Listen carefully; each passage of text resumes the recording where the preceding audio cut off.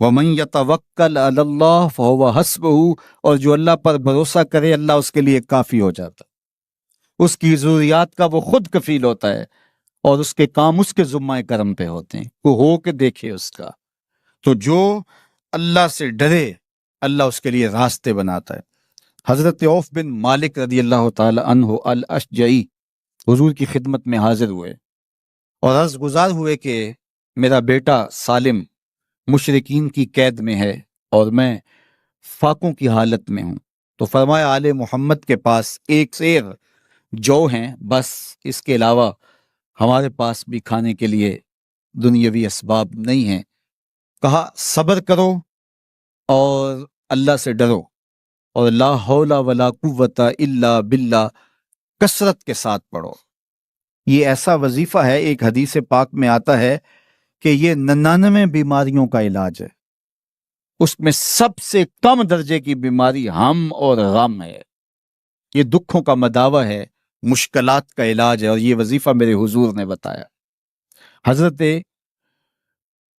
ابو ذر غفاری رضی اللہ تعالیٰ عنہ کو حضور نے 5 چیزیں بتائی تھی، ان میں سے 5ویں چیز یہ تھی کہ ابو ذر کثرت کے ساتھ لا حول ولا قوت الا باللہ پڑھا کرو۔ فرمایا عرش الہی کے نیچے ایک خاص خزانہ ہے، یہ وظیفہ وہاں سے آیا ہے، یہ زندگی میں معمول بنا لو، جب پھنس جاؤ مشکلات میں آ جاؤ تو لا حول ولا قوت الا باللہ پڑھو، اللہ راستے کھولے گا۔ تو حضور نے 3 چیزیں فرمائی، اللہ سے ڈرو، صبر کرو، اور کثرت کے ساتھ لا حول ولا قوت الا باللہ پڑھو۔ وہ فرماتے ہیں کہ میں یہ عمل شروع کیا، ابھی گھر میں بیٹھا ہی تھا کہ دروازے پہ دستک ہوئی، تو میں اٹھا کہ دروازہ کھولوں دیکھوں کہ کون ہے، تو دروازہ کھولا، دیکھا میرا بیٹا کھڑا ہے اور اس کے پیچھے 100 اونٹ کھڑے ہیں۔ تو میں نے کہا کہ تم اور یہ اونٹ؟ کہا مجھے موقع لگ گیا، میں ان کی قید سے بھاگ آیا اور آتے آتے ان کے 100 اونٹ بھی ہانک لایا ہوں۔ وَيَرْزُقْهُ مِنْ حَيْثُ لَا يَحْتَسِبُ، وہ تمہیں وہاں سے رزق دے گا جہاں سے تمہیں گمان بھی نہیں، اس کے ہو کے تو دیکھو۔ اللہ اکبر، اللہ کے ہو جاؤ تو پھر وہ تمہاری ضرورتوں کا کفیل ہو جائے گا۔ فرمایا حضرت عبداللہ ابن مسعود رضی اللہ تعالیٰ عنہ نے کہ کسی شخص کو فقر و فاقہ آ جائے تو وہ لوگوں کو بتائے کہ میں آج کل بڑے مشکل حالات میں ہوں، ہر وقت لوگوں کو بتاتا رہے تو اس کی مشکل بڑھے گی، اس کی مشکلیں آسان نہیں ہوں گی اس طرح۔ اور اگر وہ اپنی اس مشکل کو کسی سے شیئر نہ کرے بلکہ مصلی بچھا کے اپنے رب سے کہے کہ مالک فقر و فاقہ آ گیا ہے اور اس کا علاج تیرے پاس ہے، اس مرض کا مداوع تیرے پاس ہے۔ تو حضرت عبداللہ ابن مسعود فرماتے ہیں کہ رسول کریم نے فرمایا جلد یا بدیر اللہ اس کو مالا مال فرما دے۔ یہ بھی کبھی کر کے دیکھو، مشکل آ جائے، فاقہ آ جائے، مصیبت آ جائے، کسی سے نہ کہو، صرف اپنے رب سے کہو، پھر دیکھنا اس کی کرم نوازیوں کا می کیسے برستا ہے۔ فرمایا اللہ پر بھروسہ کرنے کا جو حق ہے اگر وہ تم ادا کر دو، وہ تمہیں ایسے رزق عطا کرے جیسے پرندوں کو عطا کرتا ہے۔ ہم تو دکان پہ جانا ہوتا ہے، فیکٹری میں جانا ہوتا ہے، ہم اپنے کاروبار پہ جانا ہوتا ہے، نوکری پہ جانا ہوتا ہے، مزدوری پہ جانا ہوتا ہے، ہمیں پتہ ہے کہاں آج صبح جانا ہے، لیکن پرندوں کو کوئی پتہ نہیں ہوتا کہاں جانا ہے، راس المال بھی نہیں ہوتا، لیکن صبح نکلتے ہیں، شام کو کبھی بھی خالی پیٹ نہیں آئے۔ بن توکل پنچھی اڑ دے، خرچ نہ پلے زیرا ہو۔ گھر سے خالی پیٹ نکلتے ہیں، جب واپس آتے ہیں تو پیٹ بھرے ہوئے ہوتے ہیں، اور پھر جو ان کی ضرورت ہوتی ہے اللہ وہ ساری ضرورتیں پوری کرتا ہے، جو ضرورت ان کی ہوتی ہے۔ یہ شیر کتنا گوشت کھاتا ہے اللہ روز اسے دیتا ہے، یہ ہنس روزانہ سچے موتی کھاتے ہیں، اور آپ مارکیٹ میں لینے جائیں لاکھوں روپے لگا کے تولے ماشے کے حساب سے آپ خریدتے ہیں، پھر بھی آپ کو یقین نہیں ہوتا کہ یہ سچے ہیں یا 2 نمبر ہیں۔ اور ہنس دنیا پہ کروڑوں جانور پائے جاتے ہیں، روز کھاتے ہیں، صبح بھی، شام بھی، دوپہر بھی، پیٹ بھر کے کھاتے ہیں، اللہ روز انہیں عطا کر۔ کہا اس پہ بھروسہ تو کر کے دیکھو، وہ تمہاری ضرورتوں کا کفیل ہوگا، اس پہ بھروسہ کرو گے وہ تمہیں وہاں سے دے گا جہاں تجھے گمان بھی نہیں ہوگا۔ ارشاد فرمایا جو اللہ سے ڈرے اللہ اس کے لیے راستے کھول دیتا ہے، اور اللہ اس کو وہاں سے دیتا ہے جہاں سے اسے گمان بھی نہیں ہوتا۔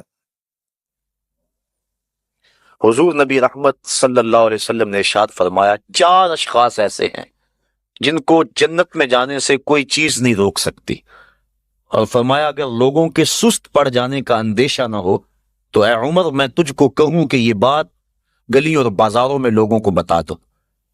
اور پھر حضور نے ان 4 اشخاص کا تذکرہ کیا۔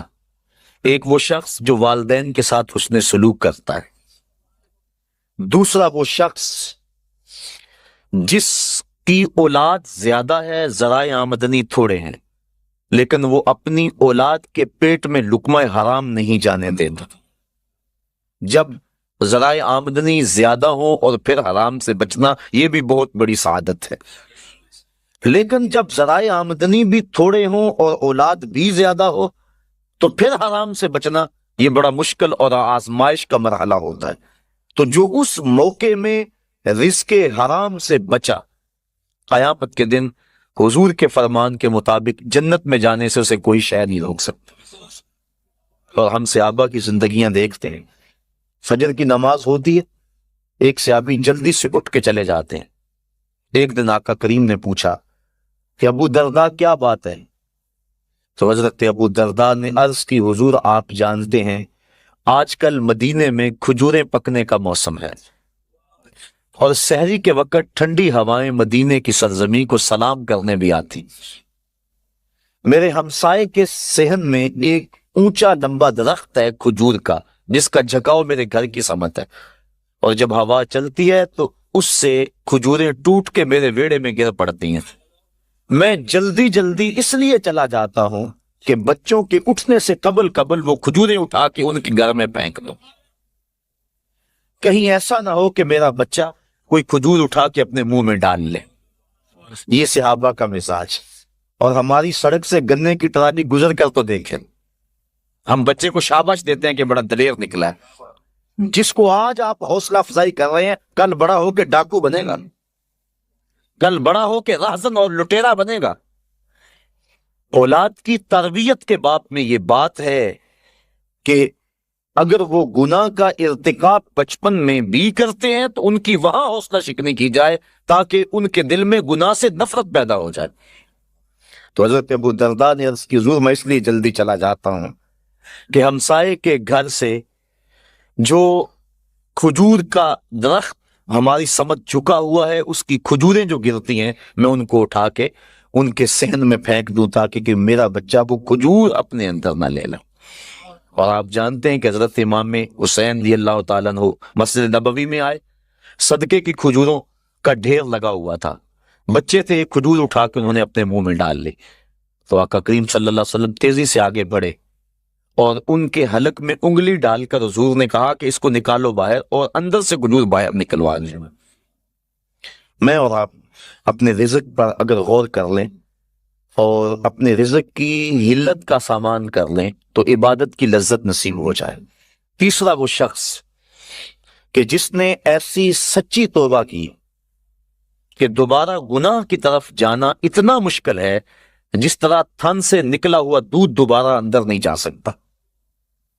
اور چوتھی وہ عورت جس نے اپنی ساری محبتیں اپنے خامند پہ نچھاور کر دی اور اس حال میں مری کہ اس کا خامند اس پہ راضی تھا، اس کو جنت میں جانے سے کوئی چیز نہیں روک